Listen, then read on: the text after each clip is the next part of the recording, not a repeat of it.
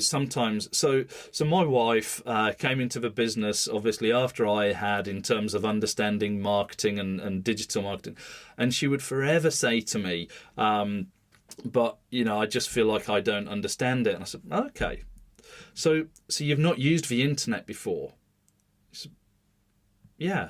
So right. So what is it you don't understand? She said, "But I haven't done the years you've done of all." I said, "Okay, but here's the issue. The more you try and understand it technically, the worse judgment call you're going to make. Because when your user comes to your website, they don't come to that website with the eyes of a web designer or a SEO guy. They come to it with the eyes of a consumer. Well, that's what we're trying to change. I want you to look at this website as, if you're into, let's say, conversion rate optimization is the key word for it.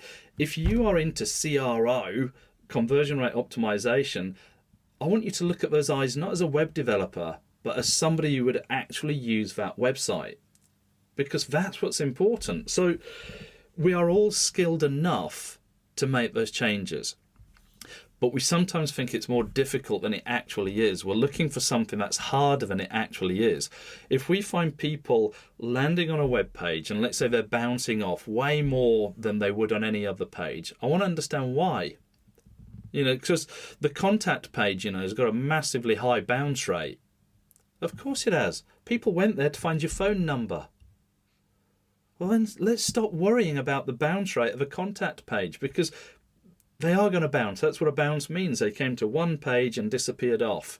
Okay, but if we then go to the home page, and it depends, of course, your level of visitors. If you've got a high trafficked website, you would want to install something like, and there's lots of others, but Hotjar is one example of things you can put on a website to monitor what people actually do on your website. And if you find people are not scrolling down, well, that's easy. You ask yourself, why wouldn't I scroll down on a page? Well, because it's boring. It didn't capture my interest. Well, hey, let's have a light bulb moment then. Do you think that might be happening on your website? If people are not scrolling down, could it possibly be that you're not capturing the interest? Now I know what to change. I've got to change that bit up the top that makes it more interesting and gives them a reason to scroll down. So it is. Well, I was about to say very difficult, but actually, I'd perhaps even go stronger and say it's kind of almost fundamentally impossible, to look at our things we produce through an innocent person's eyes. 100%. Yeah. It's and I remember, I've done a lot of mobile apps and web apps and things like that in the past, and more than one occasion, I've presented, a mock-up to a client, and they go, "Well, I didn't know where to go next." And you look at the page and think, well, there's one big frigging green button throbbing in the middle of the screen, and I don't know how you couldn't find it. And it's not their fault, it's my fault. But there was something about that page or something, the way we presented it, that they couldn't see what, to me, seemed such a clear, obvious, go here moment. And that's not, as a designer, I know that we can get that stuff wrong more than is believable. And that then brings you into user interface versus user experience, and it's why in the early days a lot of graphic designers saw that their print work was drying up and they became web designers. And I said they're fundamentally different. Fundamentally different, because on a printed page, for generations we know what to do. In the Western world we scan left to right. Other places will scan right to left. So what somebody will do with that piece of paper. Well, user interface design is, as you're describing, so different.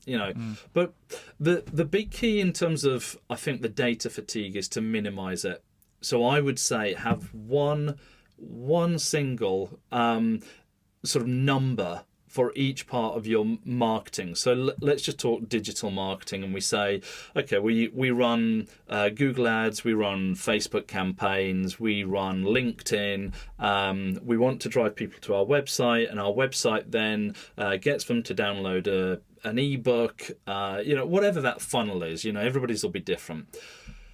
But have a look and say, right, what's the number one job of your website? And it can only have one job. Okay, well then that's the number I'm going to measure. Okay, what's the number one job of SEO? Okay, well then that's what I'm going to measure. And then get really smart about some of that thinking. And so let's take SEO, search engine optimization, for example. People would say, well, what's the number one job? Well, it's to get visitors to the website. Okay, well, that's flawed. That's hugely flawed, because who are these visitors? Doesn't matter, just get lots of them. Okay, so they're not relevant, but we want them. Oh no, I just assumed they were relevant. Okay, well, that's dangerous. Yeah. Okay, and then so some irrelevant page or out of date. I mean, I've had that. I mean, anything.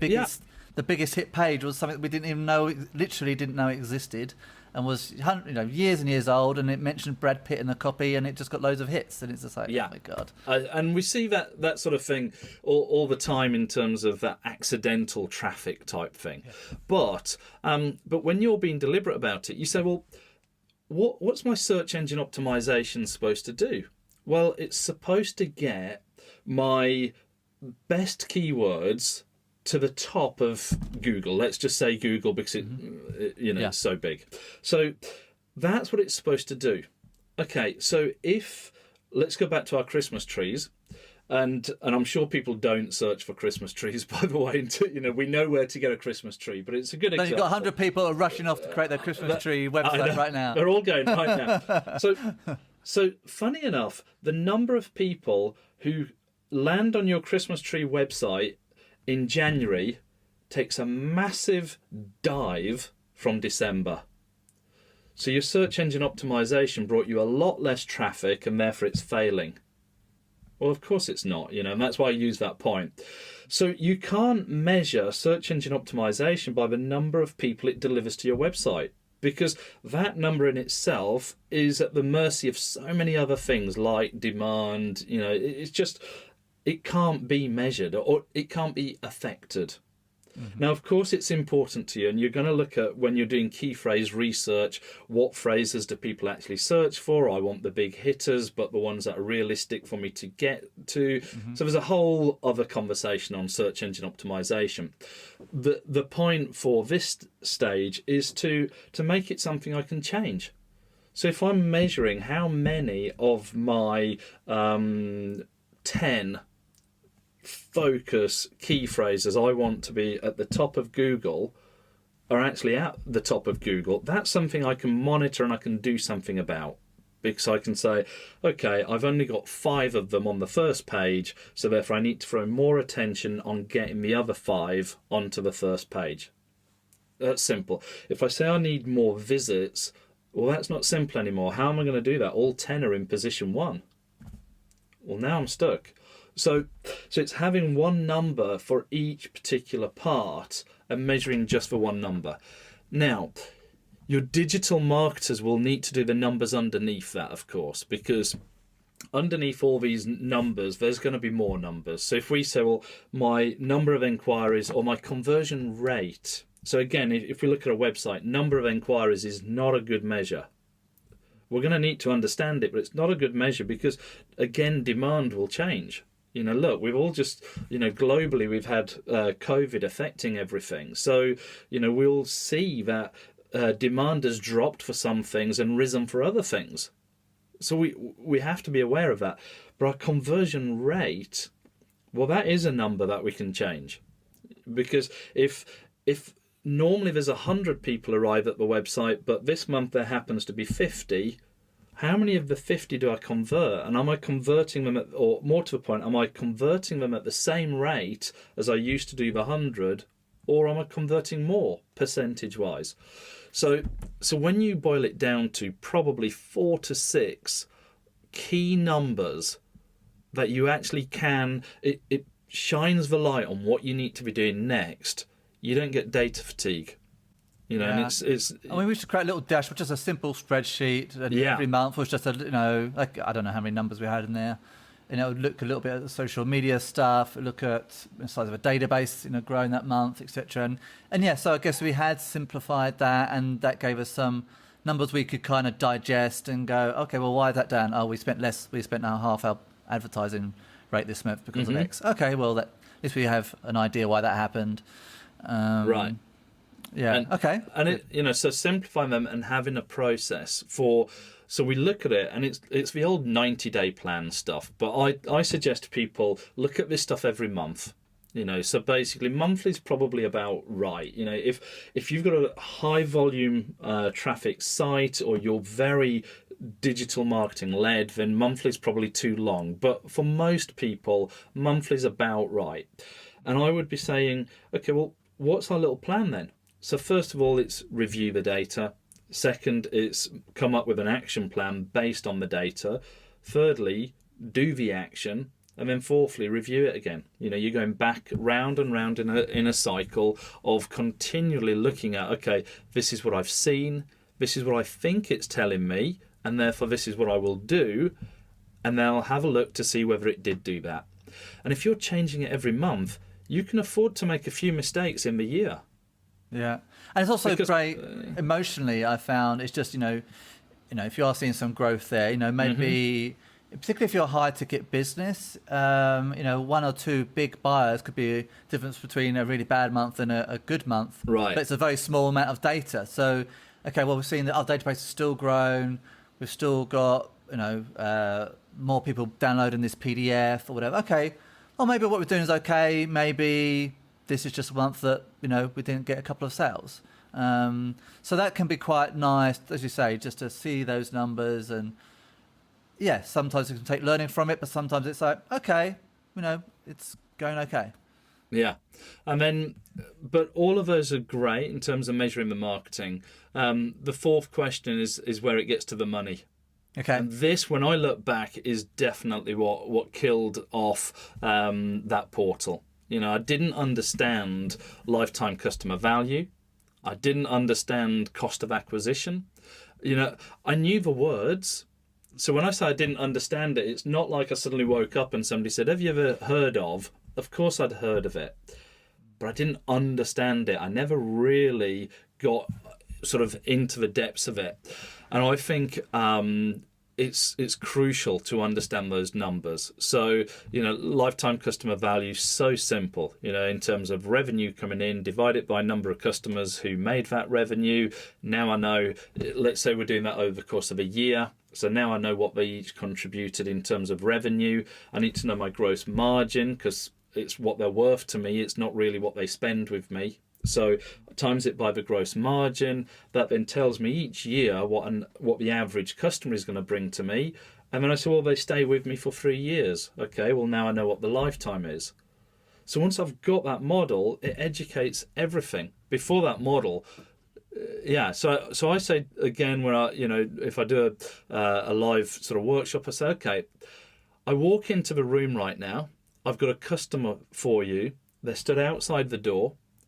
And as long as I tell them to work with you, they're going to work with you. And all I would like for that is £500. Good deal or bad deal? And most people come straight back with, the problem is they come back and they say, bad deal. Wow, okay? Really? Of course, because they don't want to pay for it. They're psychologically thinking, well, most people don't charge me to introduce me to somebody. But, they haven't necessarily gone fully into role play. Or some will say, good deal. And I'll say to both sides, I'll say, okay, that's great. I'm glad you know that. Why? And then they don't know why. And I said, well, that's really dangerous. Because, so what in a situation where it's a slightly younger company, or because obviously a lot of sort of pivoting question. here. So I want to kind of guess the answer and see how far off I am. So would it still be of some value to make some hypothetical decision? Okay, we're going to estimate that we're going to sell them X, Y, and Z, and make just some hypothetical numbers and kind of guess what the lifetime value would be. Right, and exactly that. I like the word guess, because every business plan is a guess. Now we toil over the numbers and we do all these models and so on, but it's a guess. It is. It's what we think will happen.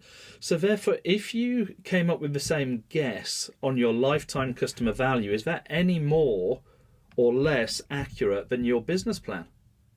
It's the same. It's just, look, this is what we think is going to happen. So you have to do it based upon your estimates. If it's a new business, it has to be based on your estimates, and over time we'll perfect those numbers. If I was to write a business plan now for urban media, it would be more accurate than for another couple of businesses that I've got that are in more startup stage. So why? Because I've got more data. It's kind of set a path. I'm only guessing half of the picture, not the whole picture. So yeah, that's where life experience and business experience really makes a big difference, right? Yeah, it does. So I think that you have to estimate it. There's the other big one that people do is they will say, I can't do that number. Doesn't work for our business. Okay, well, what do you mean? Well, because our customers are all sorts of sizes. We've got some that spend a little with us, some that spend a lot. And I said, well, that's the whole point. You don't know what the next customer is going to spend with you. So you have to do it. Now, of course, if 90% of your customers fall within a sort of a set bracket of revenue with you, and you've got 5% at the bottom and 5% at the top that are astronomically different, then fine, take them out. We'd call them outliers. So basically, yeah, that's it. So basically, just take them out. I don't mind that. But if you're taking out 50% of your data, you're just making it more and more inaccurate. So you've got to get to that core bit of number, because this tells us whether a Google ad is going to be worth it. Because if we then track it back and say, okay, well, we know a customer is worth £100 to us, and we know that we convert 4% of all of our website visitors, well, now I can start working out what my cost per conversion or my cost per click. I can do all those numbers scientifically rather than just, well, the competition are paying for ads, so it must be working. Oh, God. There's a lot of people, there's a lot of companies queuing up for crazy links, right? It's ridiculous, Yeah. And we can start looking at it and saying, okay, well, look, I know that if I get an engagement level, or let's say a reach, I get this amount of reach on my Facebook page, which equates to this level of engagement, which equates to this number of links through to the website, which equates to this number of conversions. Now, even that, as long as that is, I can put a value on it. Now, is it 100% accurate? No. But is it 100% closer to accurate than just guessing? Yes. And that's the point. It's not 100% accurate. Your business plan isn't. Your Google Analytics aren't. But they're close enough to help us get there.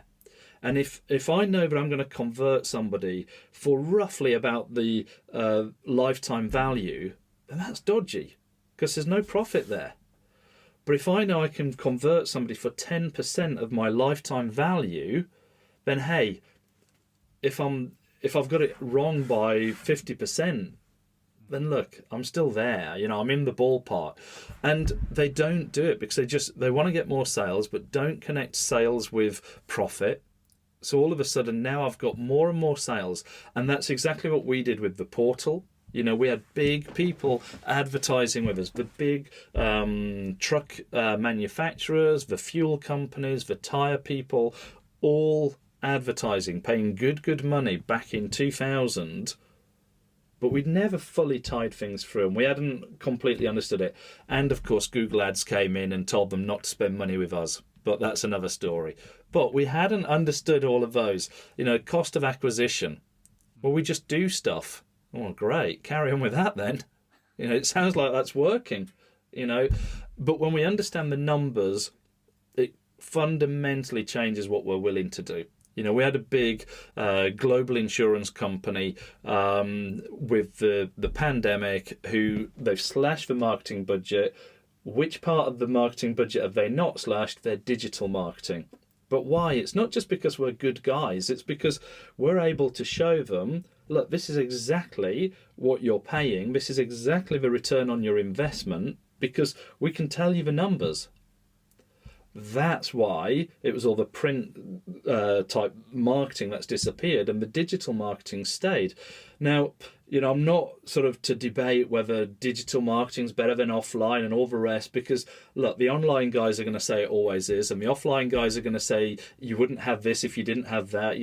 That's not the debate. The point is, when you can measure it, it's visibility. And so, that. I mean, in my background is actually in publishing, so right. And anyone that knows the publishing world at all, and obviously you're right to say it's not the industry it once was. You would sell an advert based on readership, right? Yep. Not sales.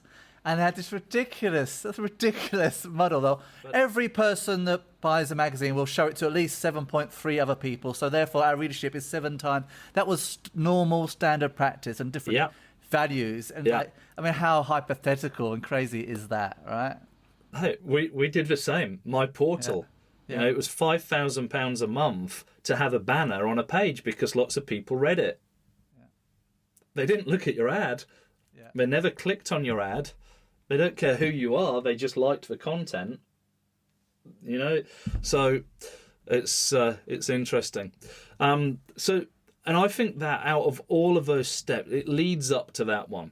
And then I only stick one question on the end, and I do it on the end deliberately, and it's because everybody else does. And it's about online reputation. And it basically says, what are you doing to proactively increase your online reputation, and what do people see when they Google you? And this is the usual stuff. When was the last time you Googled yourself? Most people don't. It's a vanity thing. No, if you're in business, it's a necessity thing. And every week you need to be having a look, seeing what other people can see when they search for you, and the typical one with the reviews, and obviously different sectors have specific ones, but if not, it's the Google reviews, Facebook reviews. So what happens is we don't really worry about those things because we don't need them, and all of a sudden this guy comes along who's really cheesed with what we've done. He's really unhappy and he slates us.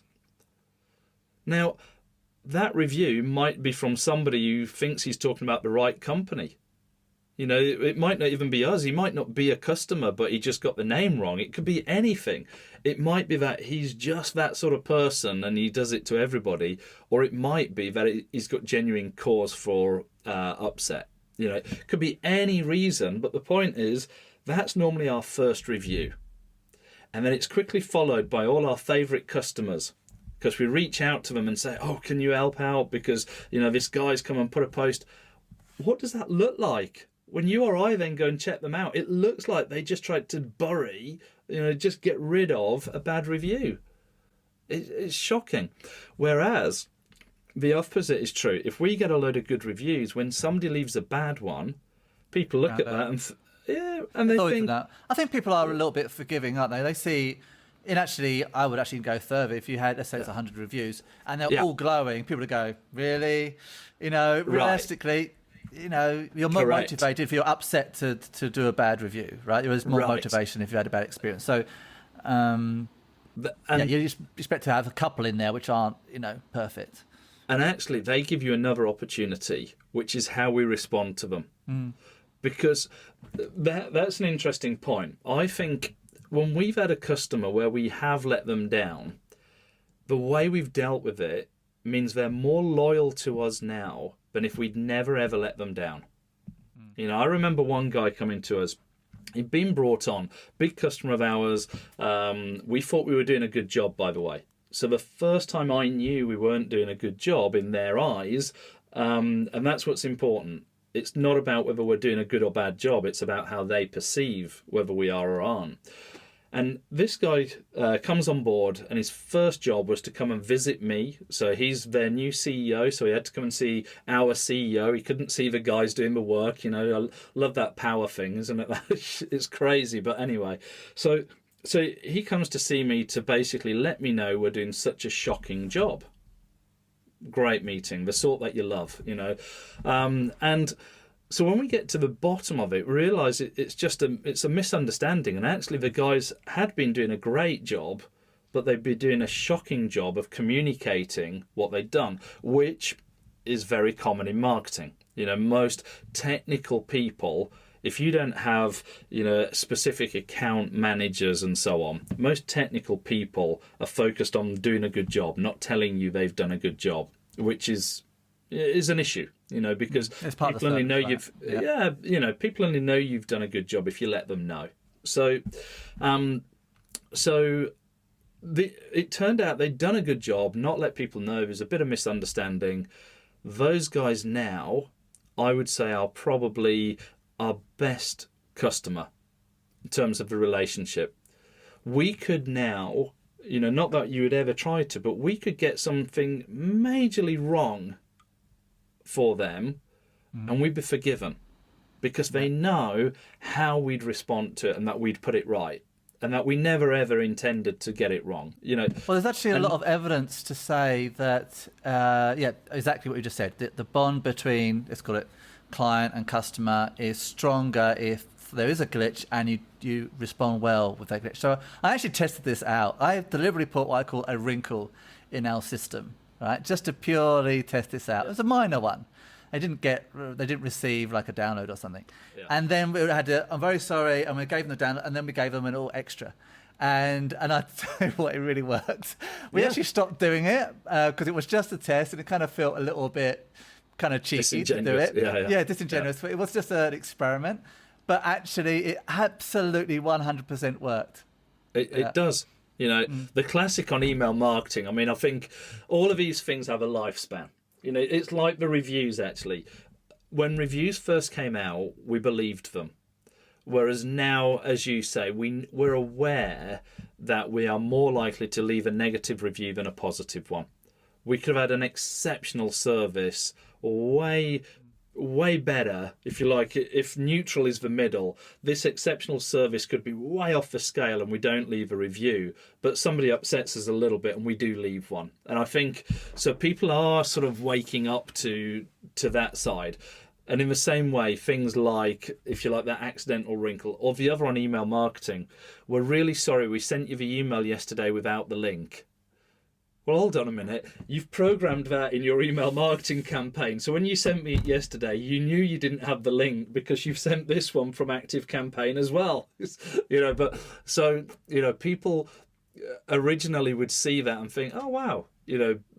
Now I think people are getting wiser, and they will, the more we do. But it is... Yeah, it's an interesting experiment, actually, I have to say. Yeah. But it's, I think if you look at all of those sort of questions and what ties them together, none of them actually, although we've sort of gone into some of the more details of actually doing search, social, website, and so on, actually the questions have got nothing to do with those things. It's all about the strategy and the stuff around it being really crystal clear. And it's just like, if you had somebody come and do the decorating in your house and they spend 5 minutes on the prep and 5 hours on the paint, it's going to look shocking. Yeah. They need to spend 5 hours on the prep and 5 minutes on the paint, and that's exactly this. And like I said, you can see in the back the drum kit. I remember when I was a kid, I just wanted to be Phil Collins. That's all I wanted to be, showing my age, but that's it, So I decide I'm going to learn drums, and I go to school and I get a drum teacher, and he sits me there, for anybody who's ever done percussion or anything, the rudiments. And basically the rudiments are flams and paradiddles, and they're just basic moves. And I would sit there for hours doing them thinking, but I just want to be Phil Collins. That's all I want to do. But I'd sit there for hours. Got to get foundations, right? Right. Years later, people are like, wow, your drumming is just so solid and you're like a metronome and all the rest of it. And that's the point. It's not about the fill-ins. You can't do the fill-ins and the flashy stuff if you haven't got the basics. And that's exactly the same with this. You can do all the social media posting you want. Go ahead and get the best SEO agency. Have a really flash website. But if it's got no foundation, that's all you've got. You haven't got a business, and that's the key. Like that. I like that. That's foundation. That's really good side. I always think, business is like an iceberg, and a lot of people get scared about, people are going to go and steal my idea. Well, actually, if your business is half good, the stuff that's important isn't visible. So yes, everyone can see the web pages on top, but if they can't see what Right. you're doing in the back end, you can't see the way you are getting people to your pages, what you're doing with them once you get them on board, etc., then actually all the stuff you can steal is not actually the valuable stuff. 100%. Yeah. No, completely agree. Fantastic. This is really, really good stuff. 5 great questions. Actually, what I'll do is in the description and just list those questions out. Absolutely. Not so they can just skip the content because the content's important, but just a little bit of a reminder there as well. Just gets you thinking. Go through it because I think very, very valuable and really. And we could tell just from our conversation here that there's a level of depth under each of those questions. Right, they're quite big questions. Massive. SEO is a massive area in its own right. Advertising is a massive area in its own right, etc., etc. So, just tell us a little bit about what you do. So, you obviously do marketing yourself in your own business. Do you provide services to other people? Yeah, so essentially, I do a few things now. Urban Media is my original digital marketing agency, which I still run, but of course, 23 years down the line, there's a lot of things established. So when I say run it, it's quite an easy job now because I've got some good guys, and that's fine. But I also have another couple of businesses. So one's a new startup digital agency. Funny enough, a joint company with a newspaper group, because the newspapers are seeing where things are going. And that's quite exciting because it's a different audience but doing similar things. So that's quite cool. But also a software company. So we have a company that does think like a CRM system but for installation companies. But it's full business management. Of Think kitchens, windows, doors. So all of those sort of trades going in, and where they have a supply chain that needs to be in time before they go and do a fitting. So quite a cool bit of software, and it's really taking off, and that's quite exciting to be involved in because it's got so many sort of similar challenges to a digital marketing agency, but also its own unique ones. But I think that the key is, under my own name, I then work with business owners typically to get their digital marketing ticking. So it doesn't necessarily mean via Urban Media. It just means I'll sort of sit alongside you, and together we'll go through the 5 questions, for example. So obviously Urban Media is the agency. So Urban Media I started in 97, and although I'm still the MD, it's an easier task. I've got some good people in there, and Urban Media will do what we call the done for you. So they'll do search engine optimization, social media, all the sort of technical stuff. I also have another couple of companies, and I think that's good because it gives me an insight into what company owners are looking at from different areas. So one's a software as a service business, so it's not all just marketing. In my own name, I then work with CEOs, business owners to get their digital marketing, but it tends to go wider and become marketing in line. So I'll work with them one-to-one to just, I suppose, like the 5 questions. Make sure that everything ties up. So they've probably already got their own digital marketing people they're very happy with. They've got the relationships. But is everything lined up properly? Are they getting the most out of the supply they've already got? And my role then is to come in and work with them and work with their digital marketers to get everything aligned, all the numbers together, so that we start getting them a lot better results. But there's nothing wrong with the activities these guys are doing. It's that connection in between. It's that overview, right? Yeah. That sounds great. Excellent. Look, Elton, it's been an absolute pleasure to have you on the call. I've learned a lot myself, and I can tell I know a few marketers out there. I can tell you all your stuff. So if anyone's interested, hopefully they'll reach out and contact you, and hopefully go from there. Great. Thanks for having me. Pleasure. So great insights there from Elton. Big thanks to him for coming onto the show today. Really recommend that you go through those 5 questions yourself. I'm going to repeat those down below in the description so you can do that easily. You can also reach out to Elton directly if you want to dive into some extra detail and get his assistance there.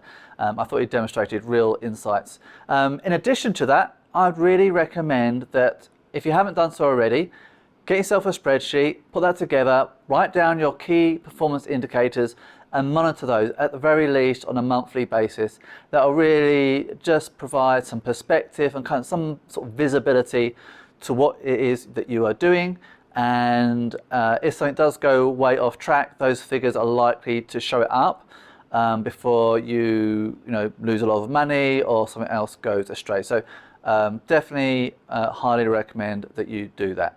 Okay, that is it from me. I hope you got some value out of that. I look forward to speaking to you again soon. Over and out. See you on the next one. Bye for now.